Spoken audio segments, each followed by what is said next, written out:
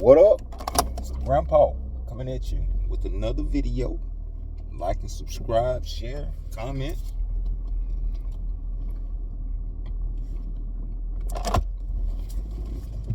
This is on my way to the house. So it's about to be March Madness, and in honor of that upcoming event, I'm gonna reminisce a little bit on March Madness's past, like different teams, because I don't know if I stated it in a previous video, but I used to watch college basketball. Like, March Madness was great back in the day, but I don't know why they done pushed it back. I mean, you gotta wait all the way till the middle of March. Like, this is the second week of March. Like the third week of March, third week of March or something, for the tournament to start. It used to be almost wrapped up by, well, not by now, but it used to be wrapped up like toward the last week of March. This gonna like lead into April, if I'm not mistaken. I don't know, we'll see. But when I first started watching basketball, like, the Big East was the thing, even though it was kind of fading out a little. Patrick Ewing had graduated. Although Syracuse was one of my favorite teams to watch, like in the late 80s, early 90s. You had Sherman Douglas, Derek Coleman. Then Billy Owens came like a year or so later. Who else played on that team? Lawrence Moulton was after. Carmelo graduated from Syracuse. A lot of good players came from Syracuse. The Georgetown and Syracuse matchups was always exciting. Like Derek Coleman and Alonzo Mourning, and then Derek Coleman and Alonzo Mourning and Dikembe played together for like a year or so. But those were some hype matchups. ACC was still in play. You had North Carolina. North Carolina was still kind of like at the top of the food chain a little bit, but not quite. Who was ruling the ACC? It wasn't Maryland. It wasn't Wake Forest. But speaking of Wake Forest, that brings me to Tim Duncan. Tim Duncan, when he was in Wake Forest, man, I hated to see Tim Duncan on the schedule for North Carolina every time. He used to eat Rasheed's lunch, man. He used to eat Rasheed's lunch.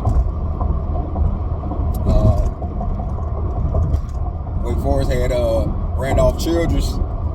I was looking at Instagram. They showed that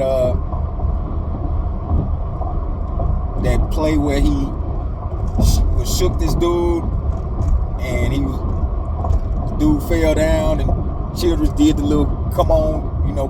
Come on. That was, those were the days, man. Let me see.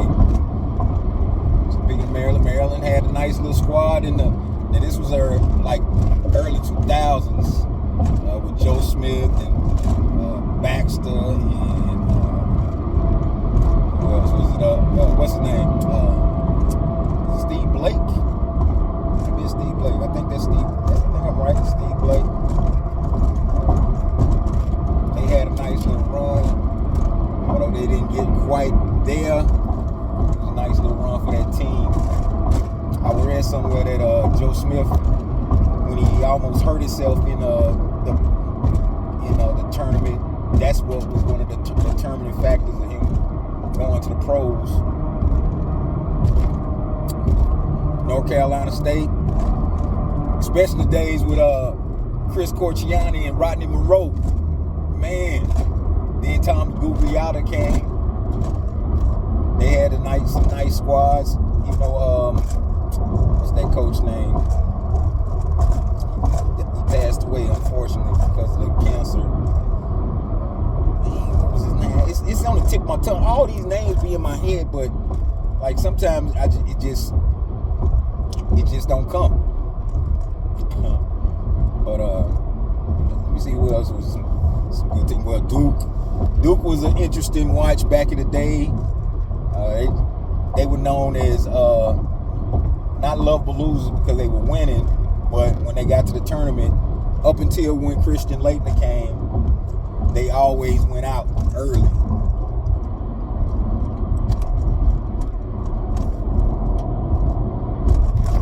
But Christian Laettner, the run that he had that year when he hit the shot against Kentucky, that was a real hype game. Matter of fact, I think he had like two or three buzzer beaters that whole tournament. Christian Laettner was a ball up in college, man. Like, you know, like a what if story. What if he would have got drafted low, like they used to do back in the day? Like if it was well, Danny Ferry got drafted number 1, that knocked that out of the box. But like a player like him that was on a college team for like 4 years, some people, some scouts in front offices, they kind of like shied away from that. They didn't, you know, they weren't like, whoa, this guy, we got to get this guy, this whatever. But like if he would have got drafted a little lower, I think the pressure wouldn't have been there that he had in Minnesota.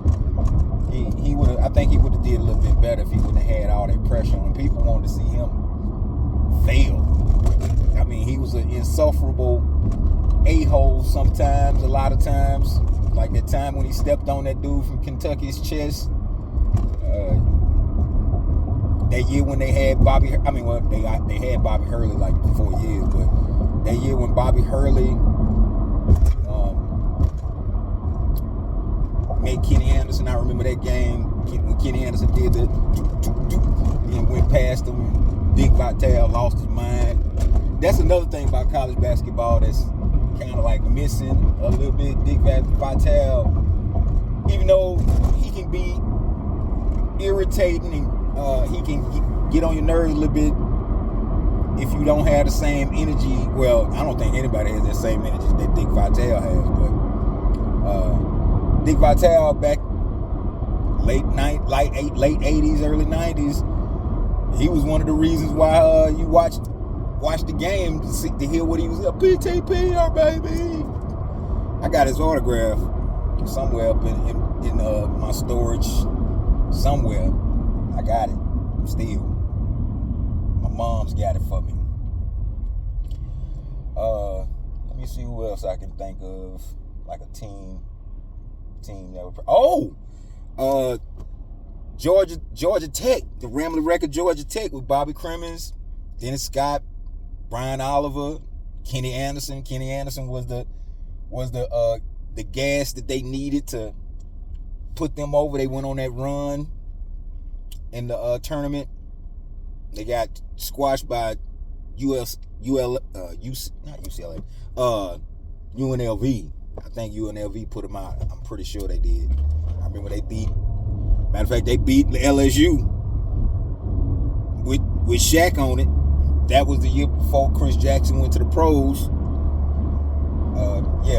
But they was an entertaining team, man. They had like swag, major swag. That was D. Scott, man. D. Scott was the man back in them days. But getting back to Duke, once they got Grant Hill, that kind of like leveled the playing field as far as like keeping them competitive with like athletic teams. I think, matter of fact, that was all they needed to beat UNLV, even though UNLV came in there a little bit like, man, we just blew these dudes out by like 30 or 40 last year. We finna kill them again. Grant Hill was one of the big differences for that team that next year, because he was super athletic back then. Him and Andrew Lane, boy, that was the boys. After Leitner left, they was the boys. They were the boys, man. I remember they played Big Dog Glenn Robinson one year. I forgot if they won or lost. I think they won. They may have lost. I can't remember that. But who did Big Dog play for? Purdue. And I think Katie had left by then, but he might not have. But as you can see, I've watched Bryce Drew, the miracle shot at half court. What's his name? Play for New Orleans now.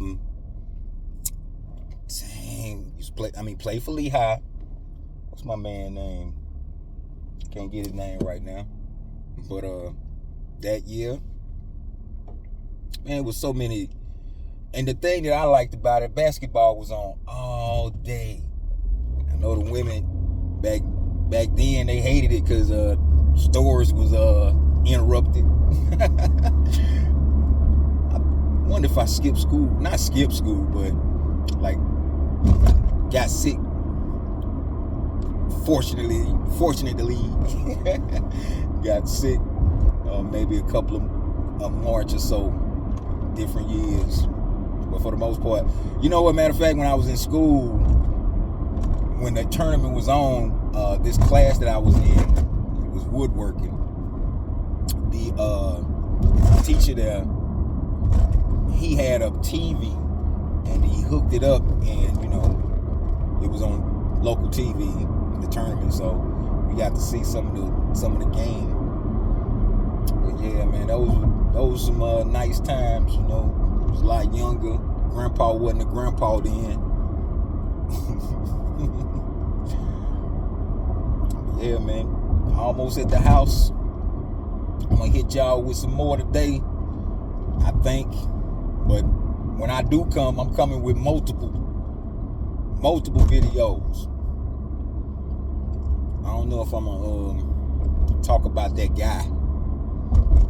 I don't know if I'm gonna talk about that because it's died down, at least to me, because I'm actually tired of the whole little thing. See, it is other basketball related subject to talk about more than that guy who shall remain nameless until I want to identify, because it's really nothing to identify, man. But yeah, people, if you lasted this long, almost to the house, I appreciate the attention. Keep liking me up so you can push me further out there so more people can see me. I put my knowledge up there with anybody. So it's Grandpa signing off. Peace out.